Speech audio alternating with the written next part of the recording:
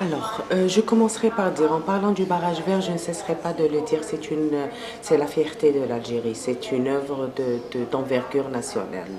Donc le barrage vert a été créé d'où l'idée, donc déjà, peut-être que c'est les concepts qui changent, mais l'idée déjà principale du barrage vert, c'est la restauration des paysages.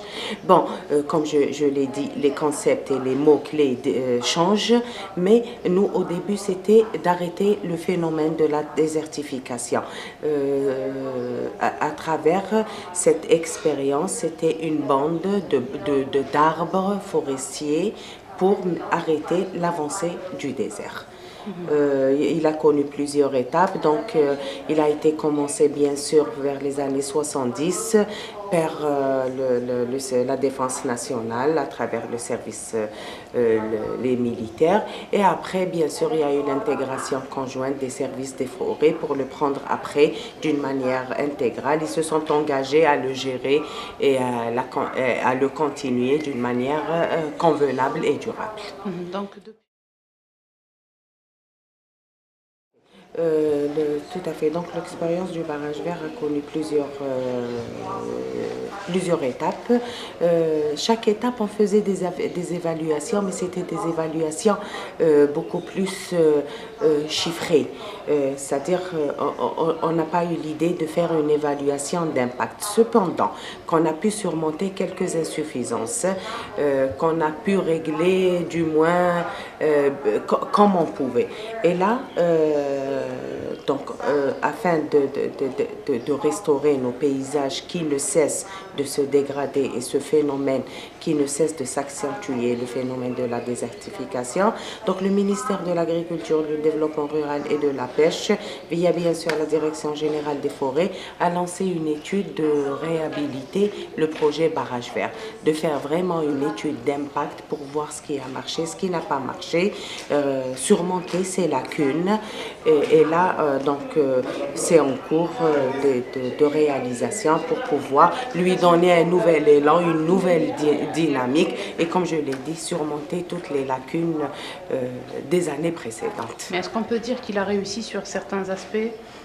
Est-ce que c'était Oui, bon, bien sûr, il a réussi. Je ne cesse pas de dire, comme c'est la fierté de l'Algérie, il a réussi sur beaucoup d'aspects. Déjà, par exemple, vous le voyez, sur le plan environnemental, on a des lieux de détente. On a quand même un paysage qui reste plus ou moins vert. Il n'y a pas que le désert. Par exemple, sur le plan social et économique, il y a eu l'amélioration des conditions de vie d'une manière peut-être modeste, mais quand même, il y a eu la création d'emplois. Il y a eu le désenclavement de ces zones qui étaient vraiment isolées. Donc, il a pu améliorer les conditions de vie des populations et même sur le plan environnemental, il y a eu des améliorations, bien très sûr. bien. Donc aujourd'hui, Sur le plan élargissement du barrage vert, donc l'expérience du barrage vert, ça reste une expérience de l'Algérie, propre à l'Algérie. Cependant, cette expérience, les autres pays se sont inspirés. Il y a eu l'expérience de la muraille verte des pays sahélo-sahéliens où le Maroc et la Tunisie font partie. Et il y a eu également le projet Ceinture verte avec la Jordanie, avec le Liban, l'Irak, je pense, si mes souvenirs sont bons. Ce sont des expériences similaires au projet Barrage Vert, dans le but, bien sûr,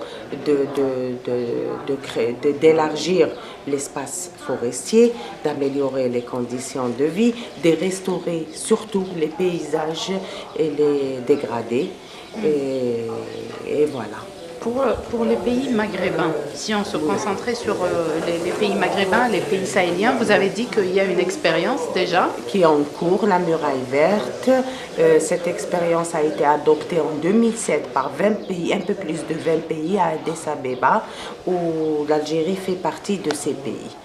Très bien. Créer une ceinture verte, c'est ça. Ça a commencé? Ça a commencé. C'est en cours. C'est-à-dire, bon, il y a eu un projet où il y a eu la signature de ce projet.